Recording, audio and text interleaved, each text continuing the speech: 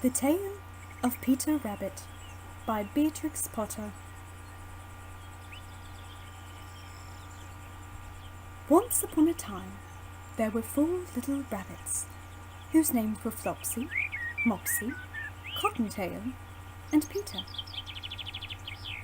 They lived with their mother in a sandbank underneath the root of a very big fir tree. "Now, my dears," said old Mrs. Rabbit one morning, "you may go into the fields or down the lane, but don't go into Mr. McGregor's garden. Your father had an accident there. He was put in a pie by Mrs. McGregor. Now run along and don't get into mischief.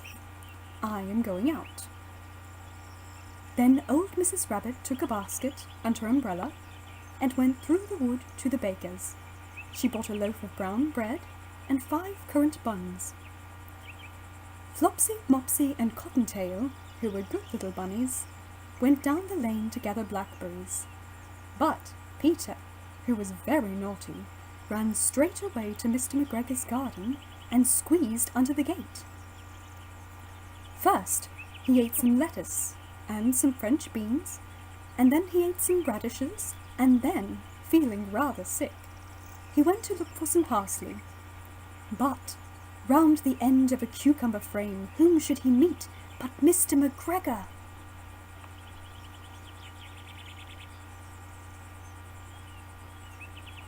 Mr. McGregor was on his hands and knees planting out young cabbages, but he jumped up and ran after Peter, waving a rake and calling out, "Stop, thief!"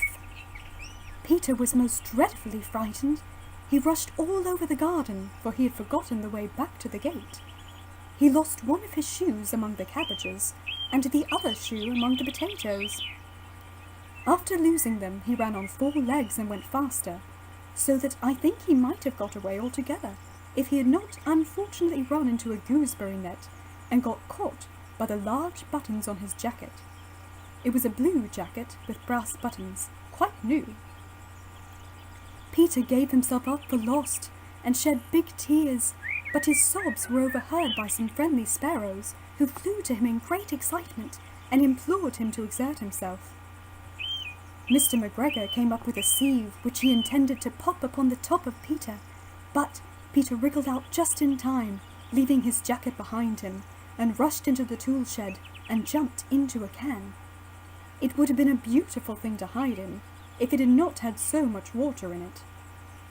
Mr. McGregor was quite sure that Peter was somewhere in the tool shed, perhaps hidden underneath a flower pot. He began to turn them over carefully, looking under each. Presently Peter sneezed. "Cut-it-choo!"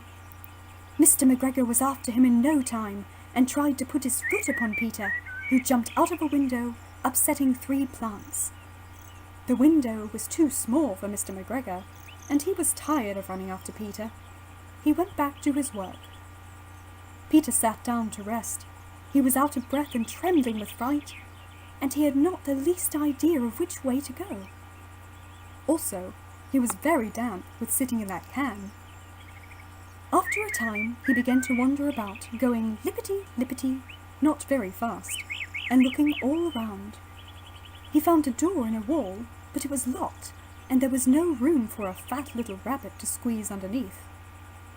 An old mouse was running in and out over the stone doorstep, carrying peas and beans to her family in the wood. Peter asked her the way to the gate, but she had such a large pea in her mouth that she could not answer. She only shook her head at him. Peter began to cry. Then he tried to find his way straight across the garden, but he became more and more puzzled. Presently he came to a pond, where Mr. McGregor filled his water cans. A white cat was staring at some goldfish. She sat very, very still, but now and then the tip of her tail twitched as if it were alive. Peter thought it best to go away without speaking to her. He had heard about cats from his cousin, little Benjamin Bunny. He went back towards the tool shed, but suddenly, quite close to him, he heard the noise of a hoe. Scritch, scratch, scratch, scritch. Peter scuttered underneath the bushes, but presently, as nothing happened, he came out and climbed upon a wheelbarrow and peeped over. The first thing he saw was Mr. McGregor hoeing onions. His back was turned towards Peter, and beyond him was the gate. Peter got down very quietly off the wheelbarrow and started running as fast as he could go along a straight walk behind some black-currant bushes. Mr. McGregor caught sight of him at the corner, but Peter did not care. He slipped underneath the gate and was safe at last in the wood outside the garden. Mr. McGregor hung up the little jacket and the shoes for a scarecrow to frighten the blackbirds. Peter never stopped running or looked behind him till he got home to the big fir tree. He was so tired that he flopped down upon the nice soft sand on the floor of the rabbit hole and shut his eyes. His mother was busy cooking. She wondered what he had done with his clothes. It was the second little jacket and pair of shoes that Peter had lost in a fortnight. I am sorry to say that Peter was not very well during that evening. His mother put him to bed and made some chamomile tea, and she gave a dose of it to Peter. 1 tablespoonful to be taken at bedtime.